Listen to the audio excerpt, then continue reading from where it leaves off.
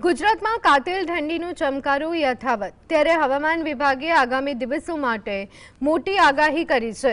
રાજ્યમાં આવતીકાલથી ઠંડીનું જોર હજુ પણ વધવાની શક્યતા છે। ખાસ કરી અને ઉત્તર પૂર્વીય પવનો ફૂંકાવાના કારણે લઘુત્તમ તાપમાનમાં નોંધપાત્ર ઘટાડો જોવા મળશે। અત્યારે હાલ કેટલીક જગ્યાએ મિશ્ર વાતાવરણનો પણ અનુભવ થઈ રહ્યો છે।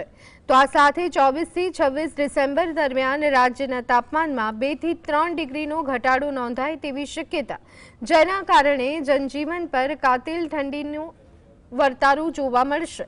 અમદાવાદ અને ગાંધીનગર સહિતના અનેક વિસ્તારોમાં પારો 15 ડિગ્રીથી પણ નીચે જવાની સંભાવના। જો કે 27 ડિસેમ્બરથી ઠંડીના જોરમાં થોડો ઘટાડો થતાં લોકોને રાહત મળશે। વાતાવરણમાં આવતા બદલાવને પગલે વહેલી સવારે અને મોડી રાત્રે કડકડતી ठंडीનો अनुभव થશે। अगले 3 दिन में 2 से 3 डिग्री की गिरावट आने की संभावना है मिनिमम टेम्परेचर में। और उसके बाद फिर नो लार्ज चेंज अगले 4 दिन के लिए रहेगा। अगर लोकल अहमदाबाद की बात करें तो लगभग आज 31 डिग्री रहने की संभावना है मैक्सिमम टेम्परेचर, और कल सुबह लगभग 15 डिग्री मिनिमम टेम्परेचर रहने की संभावना है। सिमिलरली गांधीनगर में भी लगभग यही रहने की